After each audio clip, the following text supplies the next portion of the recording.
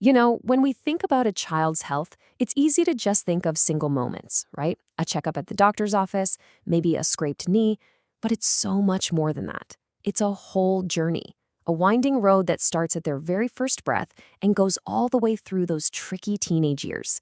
So the question is, are we really looking at the whole map? It seems like such a simple question, doesn't it? But when you really stop to think about it, the answer is, well, it's a lot more complex than you might think. Is a healthy kid just a kid who doesn't have a cold, or is there something deeper, something more we should be paying attention to? Because real health, true well-being, isn't just about not having a fever or a cough. That's just scratching the surface. It's a much bigger, much more interconnected picture. And to really see that full picture, we need a better way to think about it. And that's where this idea of holistic health comes in. It's the understanding that you just can't separate a child's physical health from their mental, emotional, or social well-being. They're all woven together, one thing affects another, and that idea, that interconnectedness, is what we're going to explore today. So let's start with one of the most fundamental parts of physical health, nutrition. A child's relationship with food isn't some static, one-time thing. Oh no, it's a story that unfolds over time, with brand new challenges popping up at every single stage. I mean, this whole journey is just fascinating. It starts so simple, right? Infancy is all about those pure foundational building blocks. But then you hit the toddler years, and suddenly you're navigating the whole picky eating phase. Before you know it, the outside world crashes in. School lunches, what their friends are eating, it all starts to have an influence. And then you get to adolescence, where they have all this new freedom, but that also brings new risks, as things like body image can lead to some really serious struggles.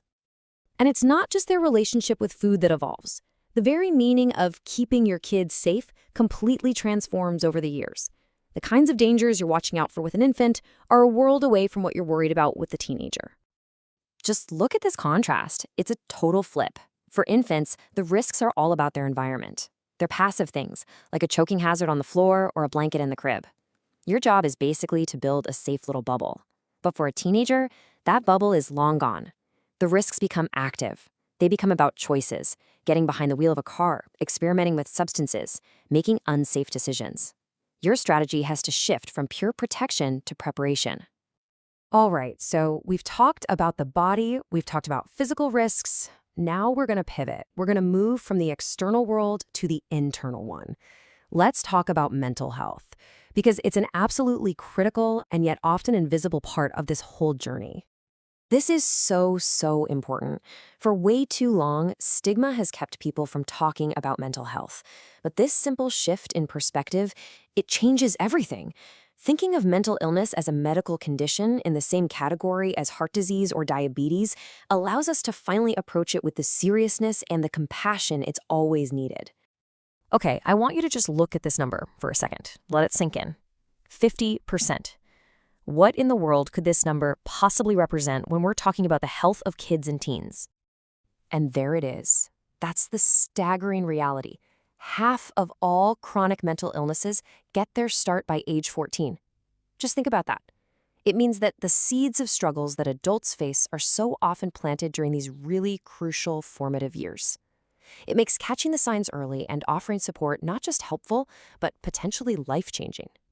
Now, one of the most common conditions we hear about is ADHD.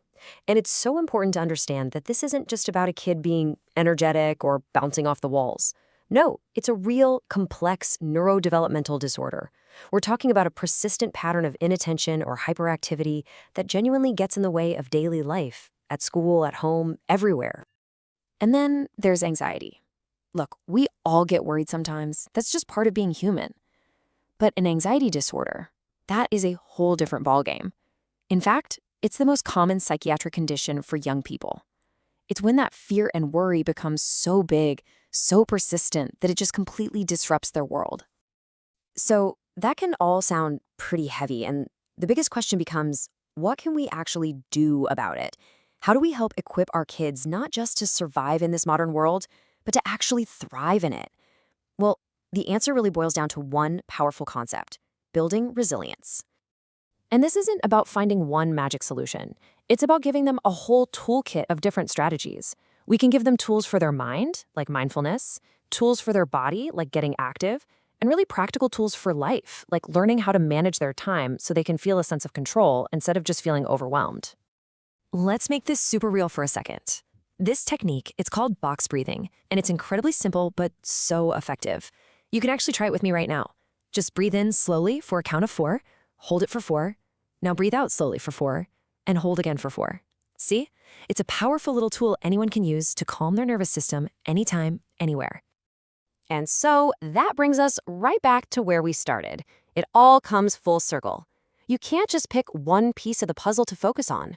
A child's nutrition, their physical safety, their inner emotional world, the tools we give them to be resilient. It's all part of the same story. Supporting the whole child is truly the only way to build a foundation for a healthy life. So I'll leave you with this final thought.